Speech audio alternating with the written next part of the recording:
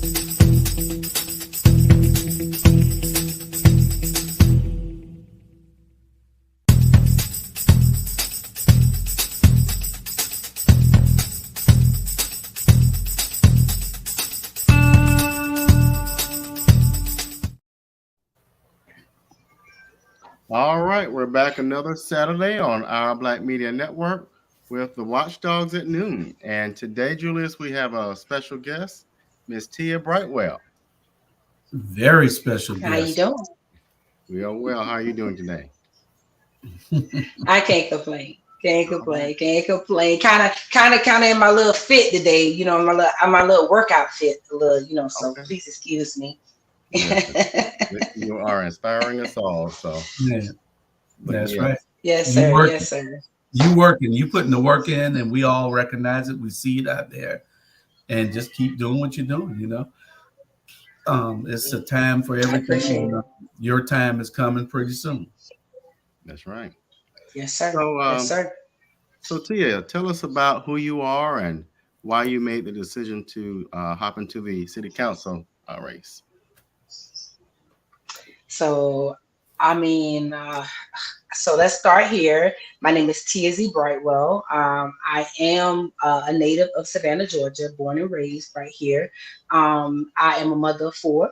My kids, they are age 26. Shout out to Dominique. My Okay. daughter Chantel is 24. Shout out to her. And then Jamari and Donald are 15 and 17 years old. So yeah. So I'm a mom, you know what I'm saying? And some days, I think I'm a super mom, right? And then some days I'm not so much a super mom. I have been able to make some companies very successful back in my workforce days. I actually ended up coming out of the workforce in 2013 due to lupus and fibromyalgia. I Mm, used to work for the Board of Education as a janitor and a food nutritionist. I used to work at Waffle House. So many jobs I can go on and on and on and on. But when that doctor told me to stop working, I did. I had to do just that. And so it was hard. It was hard. It was stressful. I gained 330 pounds at that time. But now able to just have a holistic life where I'm not on medicines. I am definitely CBD, healthy, eating differently, walking, exercising, just really living my life to inspire people that it can be done. From my perspective, right? And then later on, you would know that I started the TIA Through It All nonprofit in 2019. We're out here educating youth, empowering women, and engaging families in marginalized communities to uplift their voices and provide them with better opportunities and resources. And that's not a brand, that is a brand. Gotcha. Yeah. Yes, sir. Yes, sir. In 2020, I started my own telecommunication, telemarketing company. And people be like, well, what are you doing? So actually, I've been able to work for companies like Carnival Cruise and Walt Disney World from home. And so my gifting is to have agents that are contracted agents that work my platform for me. Right now, I'm at about 13 agents. So every week I reach out to those agents to make sure that they are, searching or looking for a client that they can serve and make them some money. You know what I'm saying? Make them some revenue. I also, if you don't know, I sing. So I do love to lip sing and kind of act up on TikTok. If you're not following me, that's just laughter, and we need it. We need laughter. We need joy. And however I can do it, I don't want my kids to ever see me in a place again of anxiety or depression. And it's real. Mental health is real in our communities. That's why crime is up. That's why poverty is up. That's why retention and jobs are up, because we don't really look at mental health the way that it should be looked at. And the people that could stand on the platform and talk to you about it is kind of being shut out, moved away, because we are the ones that are coming from trauma, PTSD, and all of those things. But, and I hope I didn't go over too much, but that's just a little bit about who Tia is. I really be chilling. I be chilling, and I have to say it the way that I feel, even for those in my district, because a lot of things happen when we ourselves are chaotic. We make situations chaotic. Yeah, so we got to find peace within ourselves so that we can bring change in. I don't care if you white, black, orange, green, blue. I don't care what you is right now. You got to see change. Change is one color. Equal to people. Okay, we're gonna welcome Carlton on. And, hi, Carlton. Good afternoon, everybody. Good afternoon. How's it going? Hello. It's Saturday morning. That is true. So, Julius, Carlton, y'all take it away. Okay. Well, what makes you different from the current alder person that is currently in office now? What would you do different? First of all, what makes me different is I'm non-traditional. I'm not traditional. I'm not coming to the table traditional. I'm coming to the table being creative with ideas that I myself put the work in to do. Okay. And whatever that work looks like for me, I bring it to the table. So firstly, I would be non-traditional. Also, our current alderperson, he is really lost when it comes to the needs of the people in this district. Whether they be rich, whether they be working class, or whether they are in poverty, poor. He's disconnected from us. So that's what I would do different. Firstly, is be connected to the people. Okay. Secondly, we gotta, get to this place where if we are truly about our youth and investing in them, we gotta put our money where our mouth is. Period.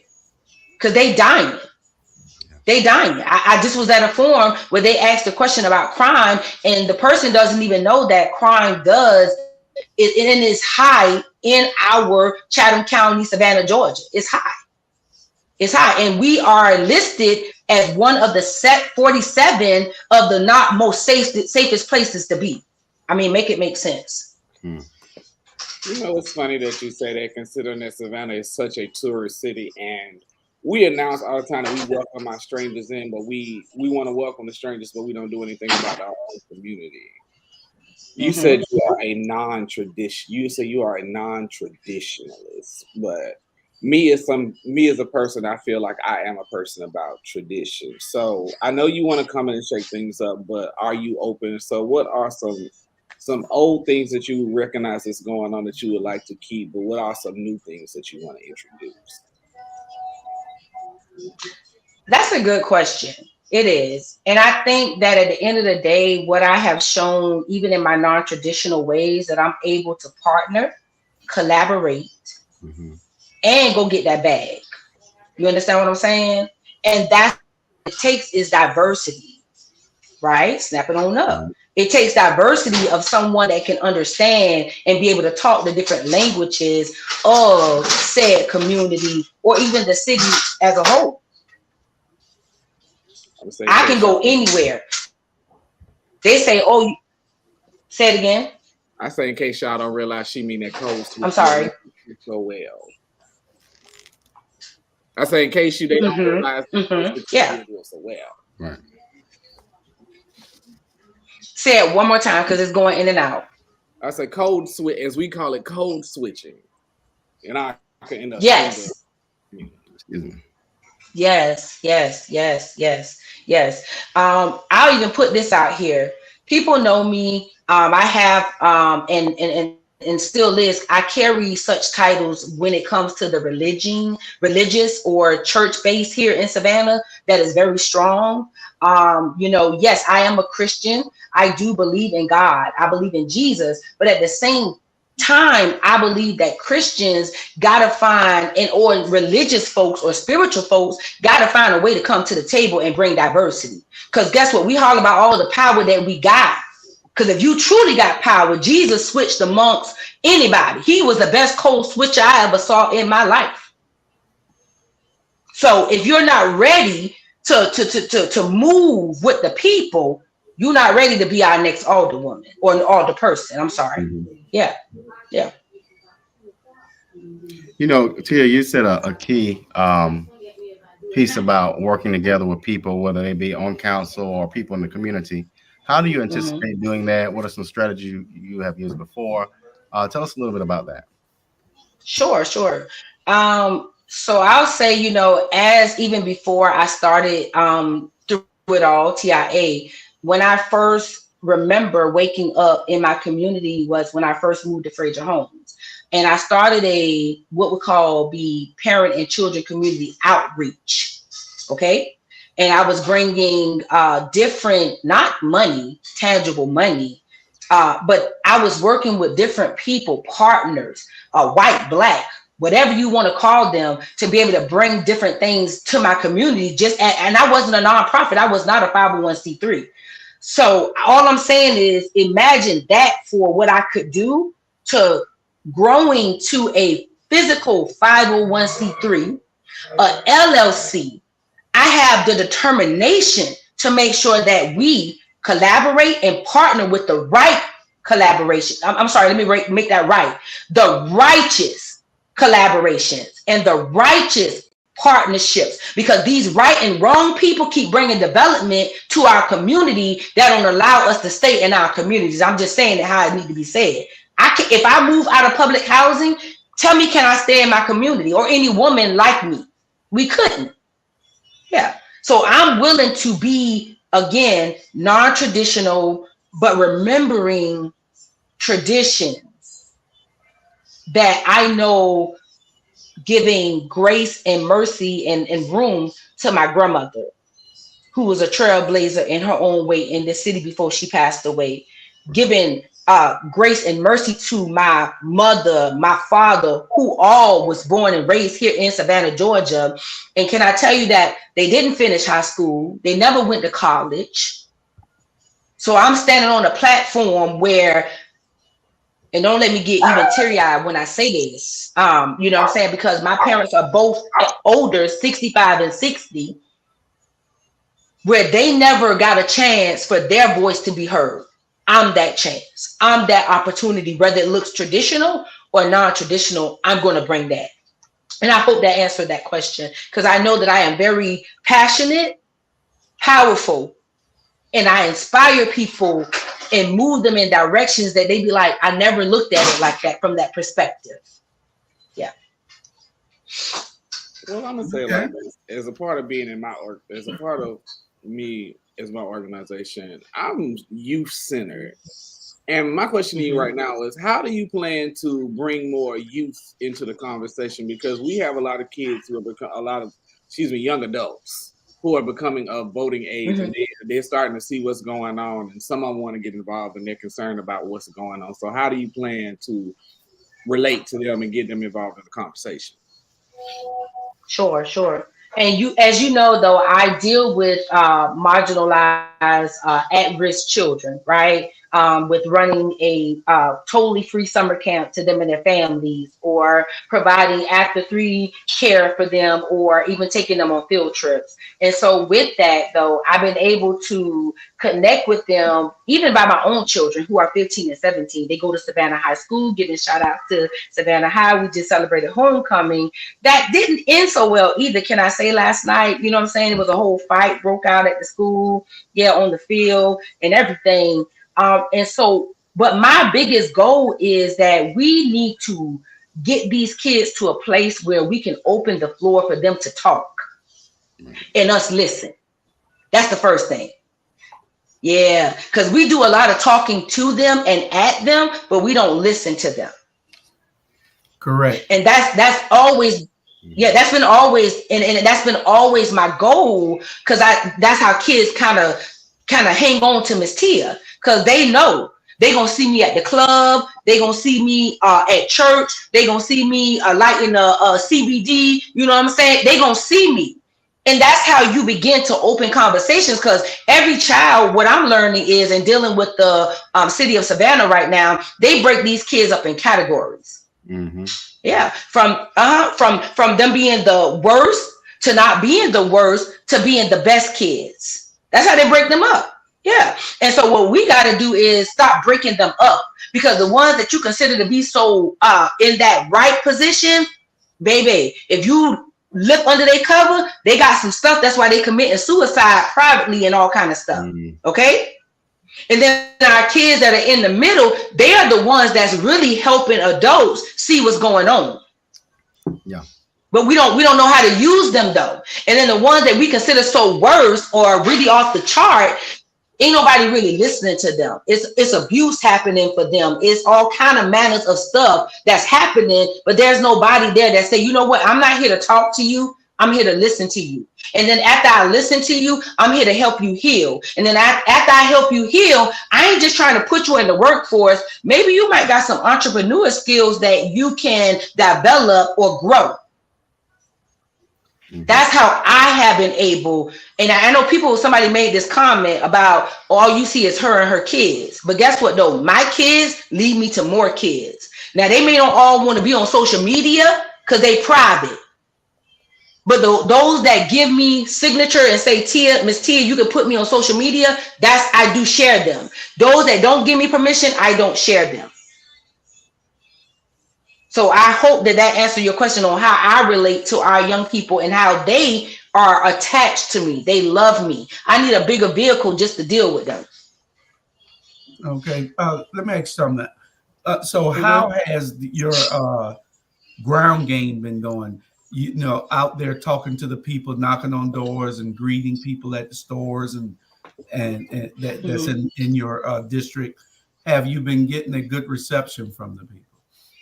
I have. My businesses that know me, that have given to my business, they say yes to me.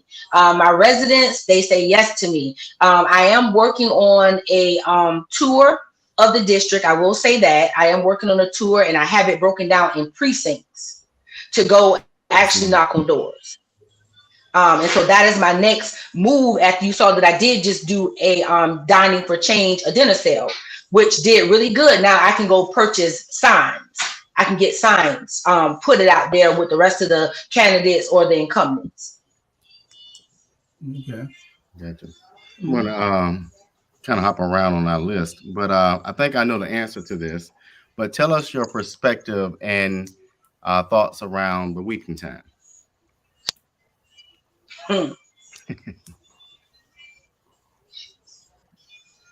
For real, for real, for real. I was just in a setting where they said preserve Savannah State.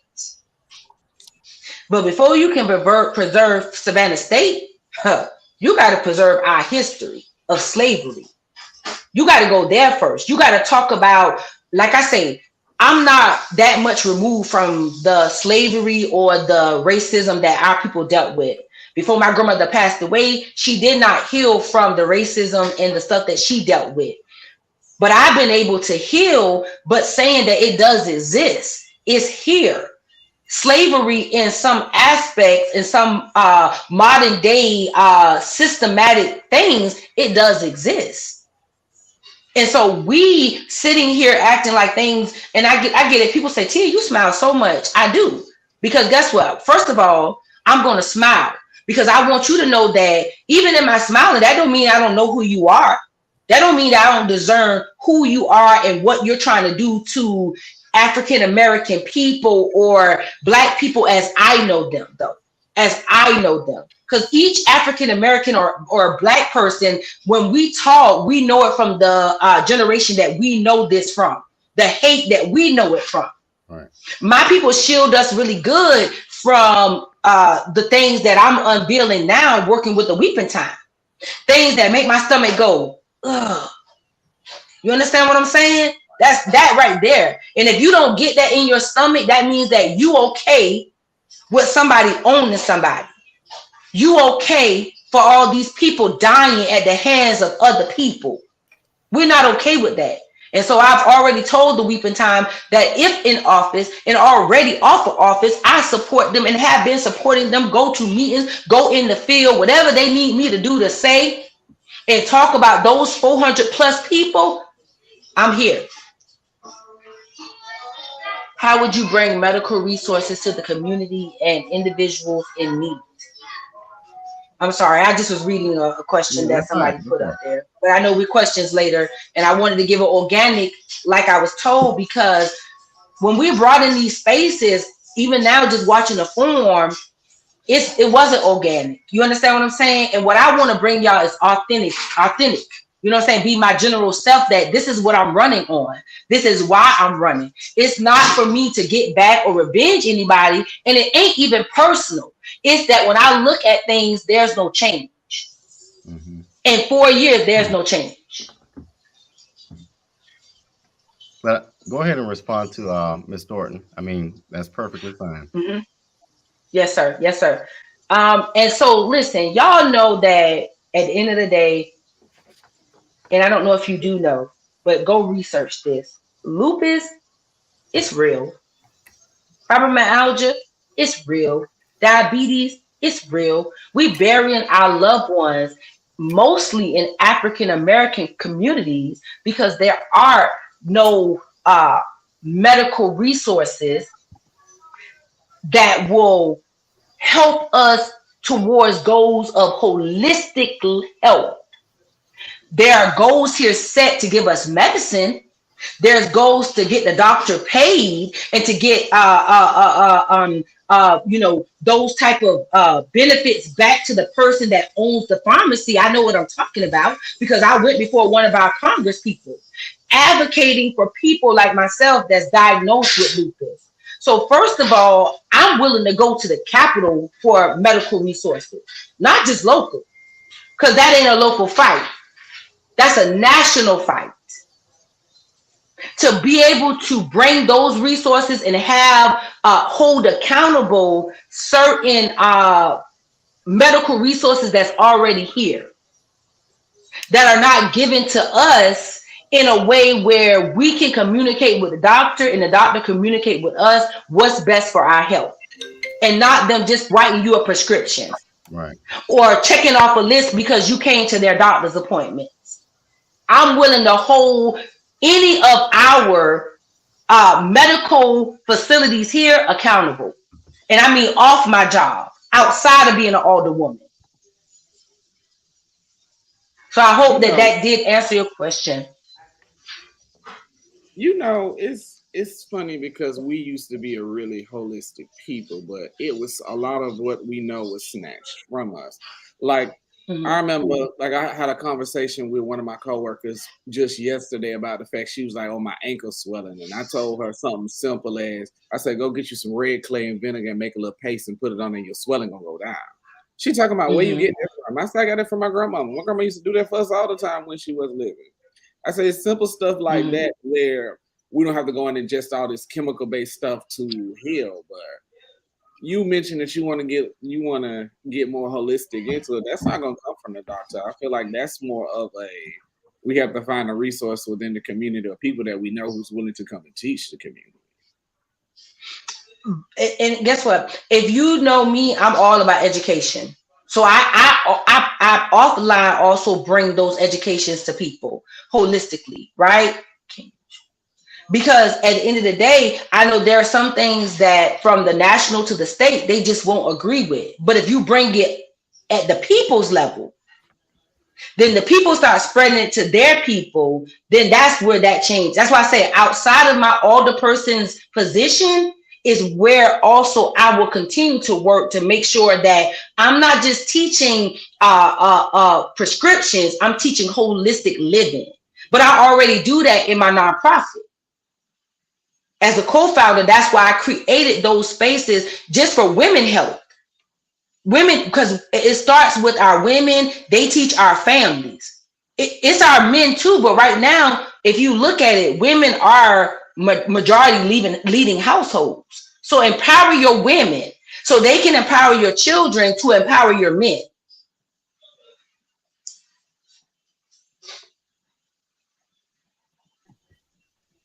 I think Julius, you're on mute.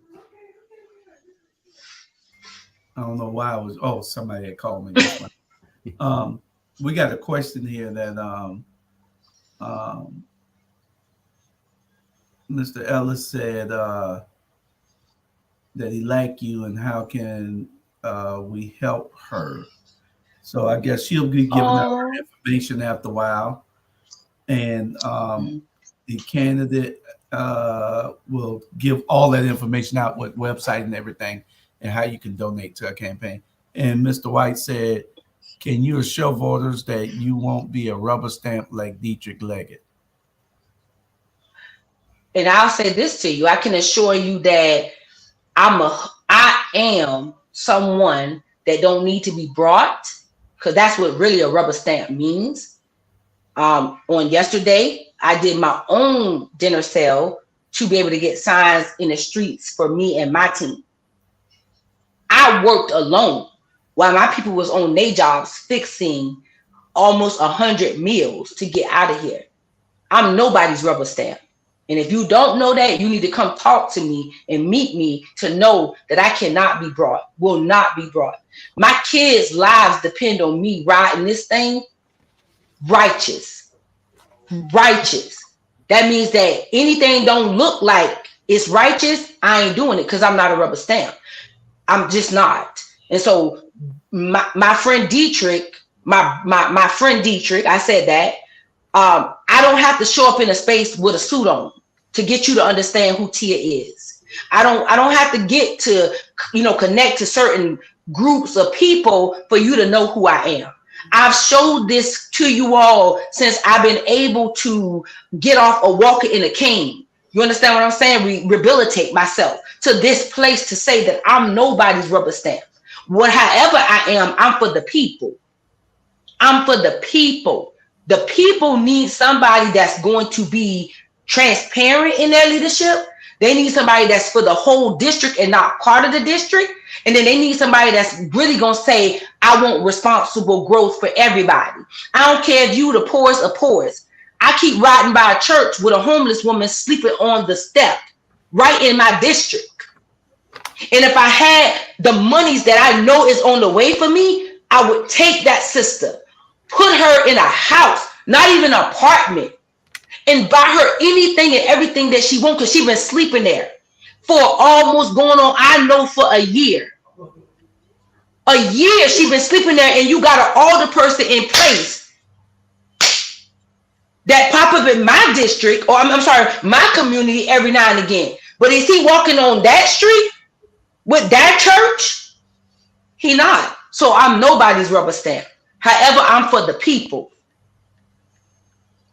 So I do apologize for that passionate thing, but I had to give it to you like that because rubber stamp, that's the problem with us. We get there and that's what we become. We become a tool that people can use. And not the righteous people, but the right and the wrong people use that too. All right.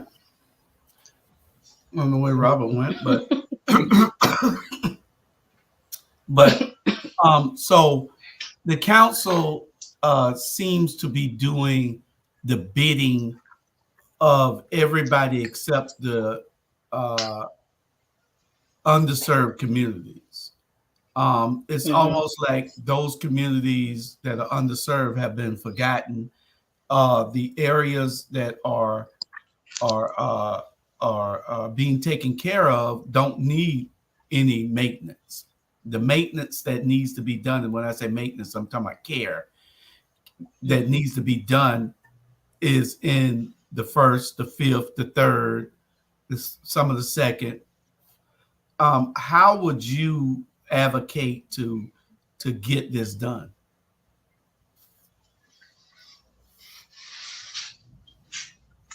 So again, I talked about responsible growth. And when I think about responsible growth, I think about it from a citywide effort as well as district efforts.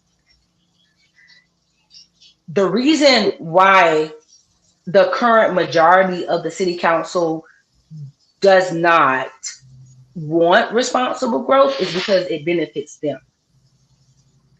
It benefits them in a place of keeping people silent that live in those same communities that you don't have growth, you don't have care, you don't have those things inside of those districts. It's because, again, their focus on responsible growth is the fact that it does benefit them more than it benefit the people. But responsible growth for me and the initiatives that I look to see is, say for instance, I'll give an example. In some of the communities, right, taking by some of the houses or the houses that are empty in those communities, right, take and bring in about 3 local, I start with real estate agents, 3 local constructions or construction companies, or maybe somebody that you can even help develop into a construction company, meaning that they do it on the side as a side job. Okay. That's what responsible growth looks like in those communities that are underserved, underrepresented right now in council. So those initiatives would be not wraparound services, but they'll be direct, because it's enough of the wraparound. The wraparound is causing people to be missed, but direct means that I'm coming to identify in the first, the fifth, and did you say the 6th? The first, the fifth, the third, and then some of the second. Yeah. The problem is because you're not connected with the people there, or like somebody said today, when they were in a forum, they were saying basically, I want to help residents that are long living residents, right? That means they are natives of Savannah versus the visitors and the tourists that come in. I want to help the people that's been here. But in order to help the people that have been here that are underserved and marginalized, it's about direct. Do you know them directly? Do you know a single mother that's working 3 jobs to take care of her children and the kids don't have anybody to watch after them? Do you know a mother that her child is acting up in school, but she got to work and she need a mentor to go to the child's school? Direct, not wraparound. Not wraparound. Remove the middle person, this wraparound that we got going on, and somebody got to go direct. So my initiatives that I am forming on this side and on the other side, they're looking direct. So when the money comes to me, it goes directly into the community, back into businesses. First of all, African-American businesses, because they're struggling to get money.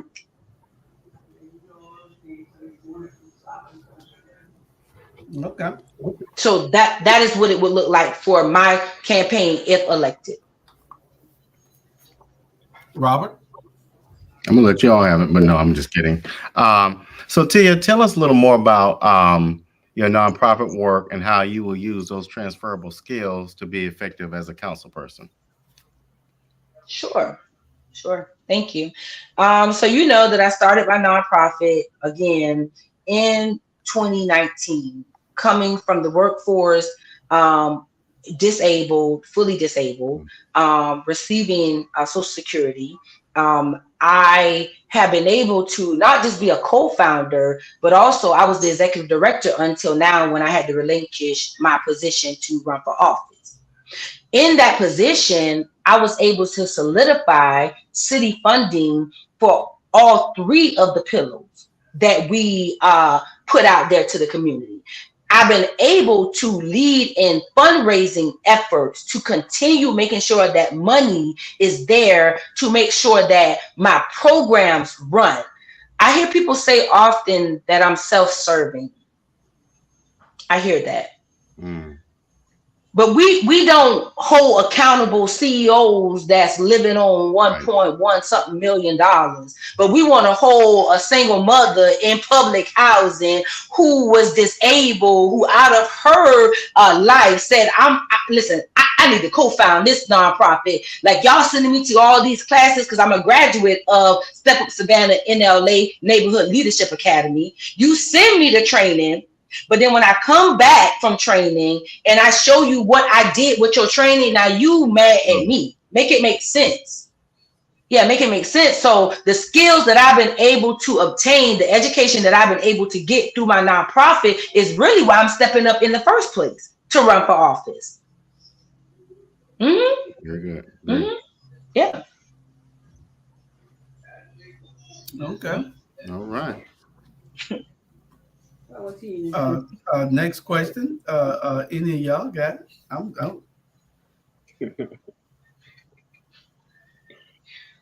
I don't even know.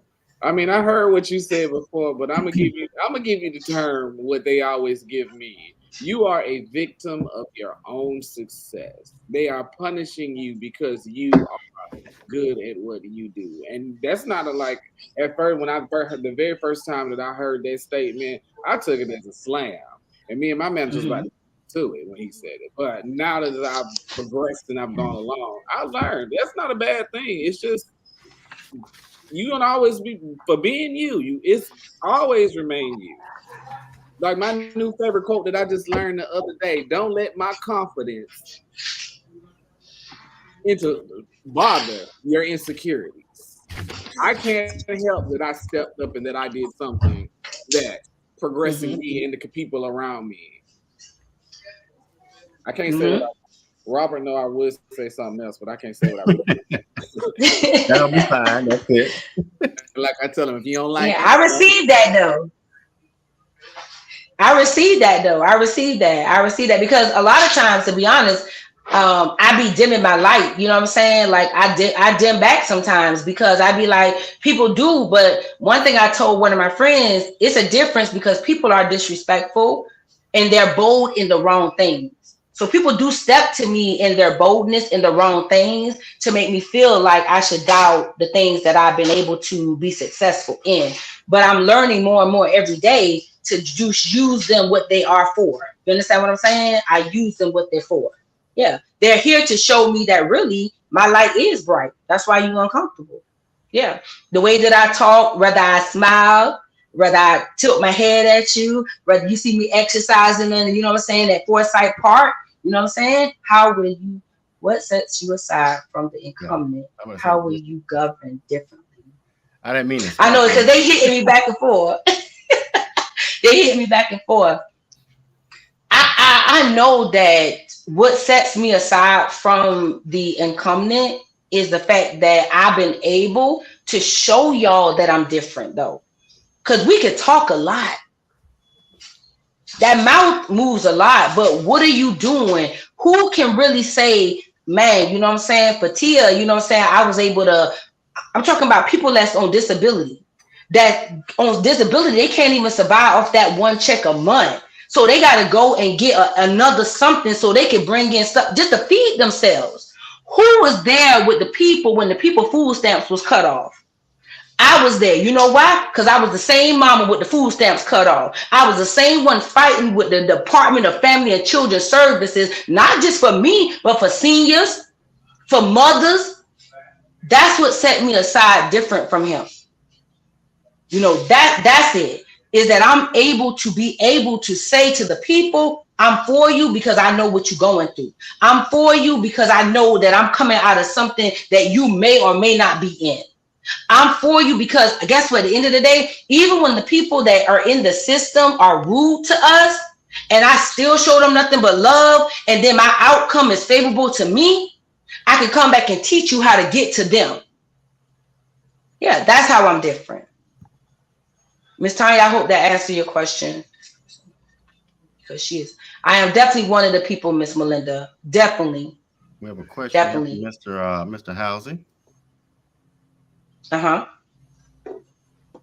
So if elected, how would you work to ensure organizations similar to SCAD that utilize our resources greatly pay their fair share? Thank you for asking that question. And I don't know that y'all know. You're welcome, Miss Tanya. I have reached out to SCAD on several times to work with SCAD to be able to bring some of my programs to their buildings. Each time I have not been successful. You know why? It's because nobody will hold SCAD truly accountable. They scared to because it brings them too much money. If elected, SCAD got to. Just like my little nonprofit, my little public housing office front nonprofit pays our fair share, why shouldn't SCAD pay theirs? So if elected, yes, I believe that SCAD, with all their power that they feel that they got, should be held accountable. Sounds good. But I only can do that if you elect me. I only can do it if you give me that type of power, because that's what that is. You know, it's funny that you say that. I heard somebody say the reason why they like SCAD was because SCAD came in and they developed the community, the buildings. They took like these old buildings in Savannah and progressed them. But I say the one thing that I told them, I said the one thing that you got to realize is that once the city of Savannah sells these buildings to SCAD, they become up under SCAD's 501c3 status. They don't pay taxes on the property. So now you may have made money off selling the building to them, but the income, the taxable income that you could have received from selling the building to something else or just developing it into something else yourself is now lost.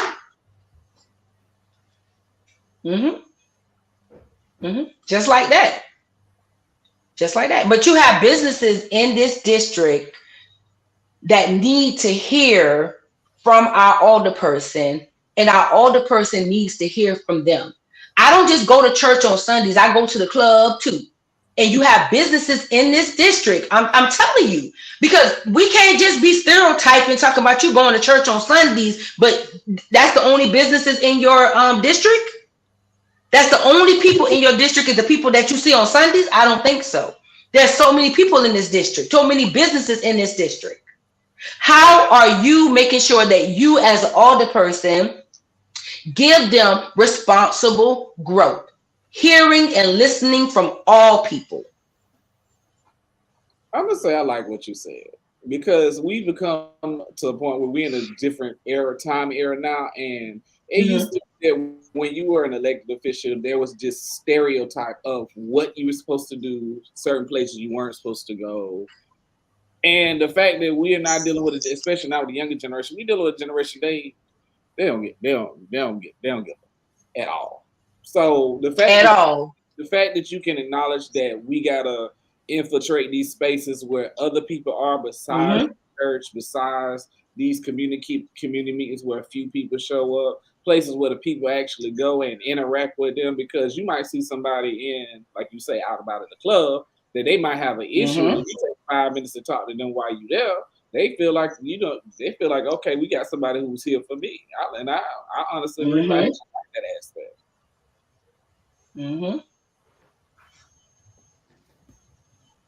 All right, we got a few more. How would you work? That's a good question. Yeah. National stage. Whoa, that's really cool right there. Mhm. So I have taken just my nonprofit, right, on the stage of River Street, where I was exposing kids to what was in their city. All kind of people come from everywhere. You understand what I'm saying? That is what is missing in my district, though. I feel like the gaps are closed because they're not bridged, right? They're not bridged. Like you have the tourism industry, but it's almost like you're trying to keep the tourism industry separate from the residents. But if you were to bring them together, that's international. How do you know that, Tia? From working with the grants of the city of Savannah, whenever they ask me how many number of tourisms did you connect with? Wow. That is a question on a grant application. International is sometimes so many 1, 2, 3 steps from you, but you think it's because it's in Paris. That's the only way you're supposed to see it. So it's almost like you got to be intentional. I've been intentional to make sure, and I'll give them a shout out. Unity in the community, Craig and Sharon Butts. When I go and they take my nonprofit and put it on River Street, and my young people, I meet people from everywhere that say, I will give to you, and they do give to us. They call and ask us, do we need art supplies? That's international, and international happens by exposure, connecting again that tourism to your residents. Because right now, when I look at it, it's a division of them, and they're separate, but they need to merge together. They have to expose each other. That's the only way it's going to last. Because our history, and I saw a question what somebody else asked about, how do I plan on ensuring the historic parts of Savannah? Maybe I may be not reading it right, but my biggest thing is the Weeping Time needs a tour connected to it. That in itself, internationally, the Weeping Time have brought people from all across the world. People everywhere join just to know how they can help with the Weeping Time. You got to be intentional. If you're not intentional, then it becomes, again, I'm just holding a seat. I'm staging a seat for the next 4 years of when y'all get ready to vote for me. All right. And hold up, wait a minute. Let me add this. MLK Day should be just as hype as St. Patrick's Day. Yeah. We bring people from MLK, bring people from all over, but we do not hype it the way that we do St. Patrick's Day. That is another way for international exposure. I agree. All right, Tia, we're going to run to a commercial break, and we'll be back in about 1 minute. Y'all hold tight. All right.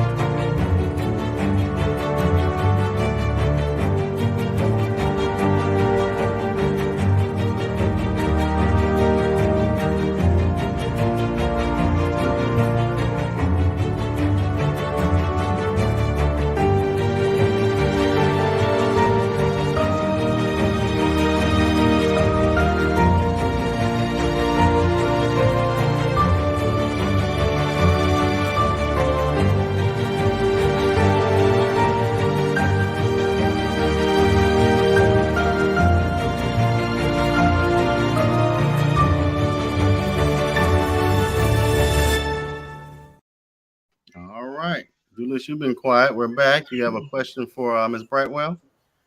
Yeah. Your thoughts on term limits. What do you think about term limits?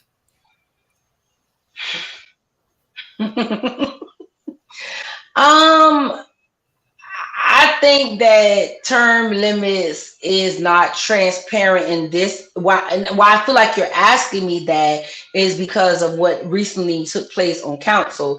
But I do think term limits are needed in a way where you can have some transparency to the people. But however, I also believe that we need to let people have more than 1 year.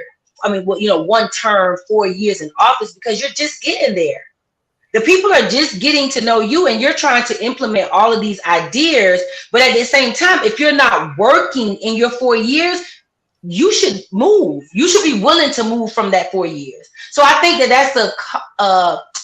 it's a hard place when it comes to term limits. It really is. I'm sorry. It's a hard place. It's something that does need to be enforced. But again, people need time to get into these positions and really affect change. Now, we did give, and I saw this, and the reason I'm saying this is because somebody say, well, Dietrich, Linda, so they said the same thing, right? When they got in office, and they flipped. And somebody else came back and said, well, Tia has integrity.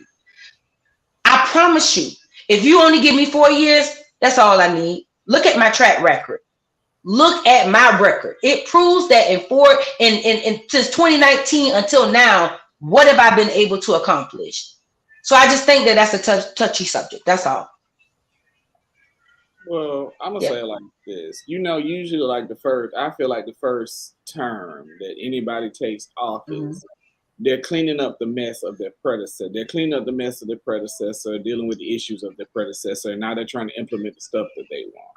Since the term limit is usually since the term limit is 4 years, I feel like 20 years is like 20 years, like 5 terms is like the max that anybody should serve. That's usually like a generation. That's like a generational gap. Do you feel like that's a adequate amount of time for somebody to do what they need to do and then begin to pass the torch? Yeah.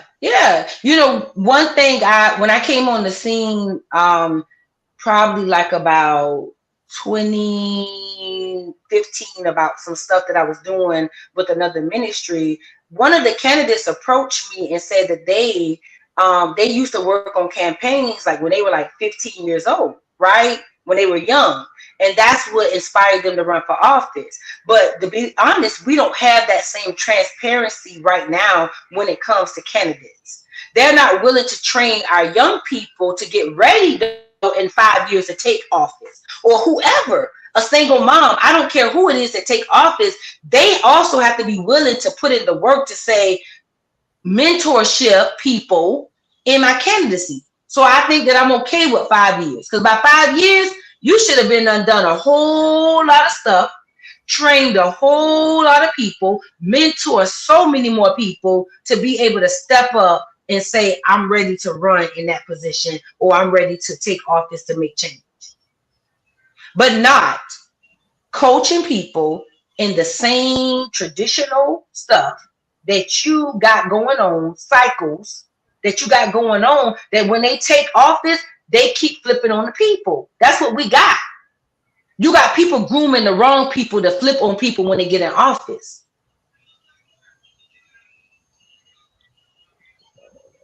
Okay, another question. Your thoughts on Yamacraw being torn down? It shouldn't. Okay. You want to elaborate? It shouldn't. I think that I work well and not so well with housing authority in the system because I am a resident. There are things that housing authority does and is doing that residents don't agree with. When we speak out about it, though, sometimes we get lashed back on. I know what that feels like firsthand. Yamacraw should not be torn down. You should go in there and spend that money to make sure and preserve it so that people can live there. But again, is it intentional? Is it for tourism's sake? I mean, why are we talking about tearing down a place where majority are women and children that need a place to lay their heads? Okay. You got my vote. I mean, I can't vote over there. I wish you could. But tell your people in the second district. Yeah, and tell the people in the second district, say, make sure you vote for Tia Brightwell, November 7th, 2023. Brightwell, November 2nd. That what they, Nope, November 7th. November 7th. Yeah. See. Yep. Okay. Yep. Yep. Well, we got about 4 Mhm. minutes. Anybody got any last questions? Carlton. If not, Tia, is there anything that you wanted to share that we did not ask? Not really, guys. Y'all know I'm always like making sure to just educate myself and get in a space where I can learn and grow for the betterment of not just the community, but also for my family. You know what I'm saying? Because they are also a part of that community. And so I just think that the more that I grow, the more that I educate, the more that I give, you know what I'm saying? That right there is change, you know what I'm saying, for a better second district, a second district. Yes, ma'am. How can you contribute? My Cash App is Cash App Elect Tia for the People.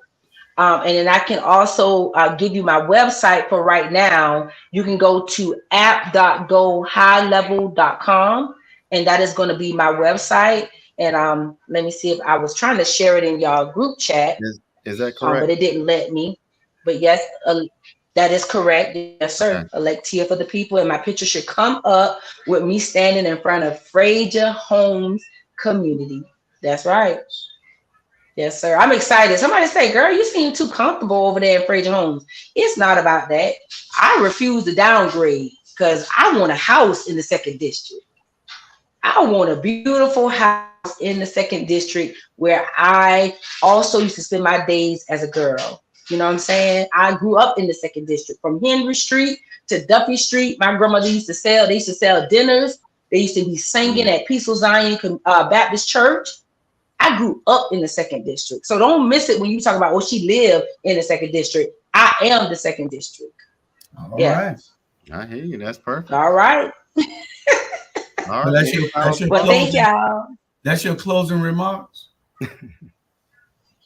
Well, Mr. Hall, you got me on that hot seat, but my closing remarks is just make sure you go to that poll. And you can't see the sign behind me, but on some of my signages, it says, make it a family plan to vote. Take your family with you, man. Yeah, take your family to the polls and tell them to vote, whether they got to be with the mayor at large or districts in November 7th. And then for those who have a special election coming up on September 19th in the second district countywide, go to the polls and vote, please. Please. And I'm telling you this only because I chose to step up. I stepped up. Go vote. Tell your family to vote. Tell your cousin them to vote. Tell everybody to vote. Say vote. That's right. That's my closing remarks, Mr. Hall. Are you sure that Cash App is Elect Tia for the People? I was checking it to make sure. But that don't pop Mr. Hall, you sure about that? Can you still hear me? Wait. Let me see. It's one that pop up that say Tia Z Brightwell. Elect Tia Brightwell. Tia Z Brightwell. Do you see her photo? Yeah, her photo standing behind the sign. Okay. It says Elect Tia Z Brightwell. Elect Tia Z Brightwell. Oh, Tia Z. Okay. That's what it says. Okay. Would y'all happen to know when is the last day for people to register to vote here for the election? I think it's passed. So October 20th is the one for November. Is the last, yeah. So you got to be by October 20th. But I did put my Cash App in the chat also, and I'm also putting my website in the chat as well for y'all. Okay, and I do appreciate what you put it in the chat. Right, that's the right one. Right, that's the one I saw. And she's about to post her. Here we go. Okay. On your website. Hold on. Let her send her website through.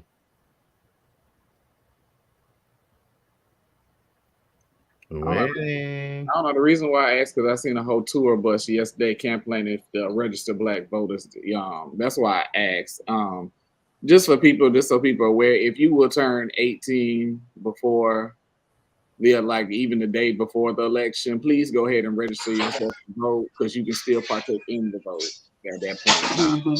Kids that are coming of age, then they're not at that age right now, but they will be right before election. Go ahead and register them, and they will be able to vote when election comes. Yeah, and I did put my website and my Cash App in that in the chat. Okay. All right. And it'll take you right there. And I appreciate y'all for allowing me this platform. I really do.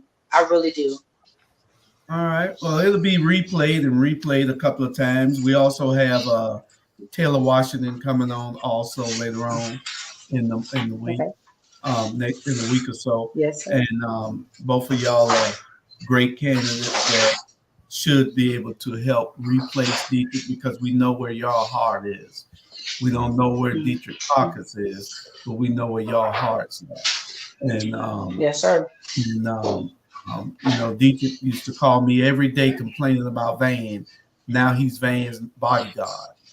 And I don't like a person who is two-faced and use me to get what he wanted and then changed on me. And not just on me, on all the people, but me especially because it's personal. So let's replace Dietrich in 2024. Anybody got any last words or last? Yes, sir. I think you did a wonderful job. Thank you for being on. All right. Thank y'all for having me. When the spirit moves, let the spirit move. I want to thank you for coming on and sharing a little bit about yourself and allowing us to know a little bit about who you are and where you stand. And I will say you thoroughly gave me a thorough explanation about where you stand and what you plan on doing. So I hope the best. But the one thing I want to tell you, you made a statement earlier is when I get there later, we're going to change that narrative right quick. Because like I tell R.G. Brian Bobby down there, I will sit in that seat in November. Yes, so sir. Yes, sir. Yes, sir. Yes, sir. Yes, sir. I will sit in that seat. That's right. All right, guys. Well, have a good day. Great weekend, and we'll see you next week. All right. Bye-bye. Bye-bye now.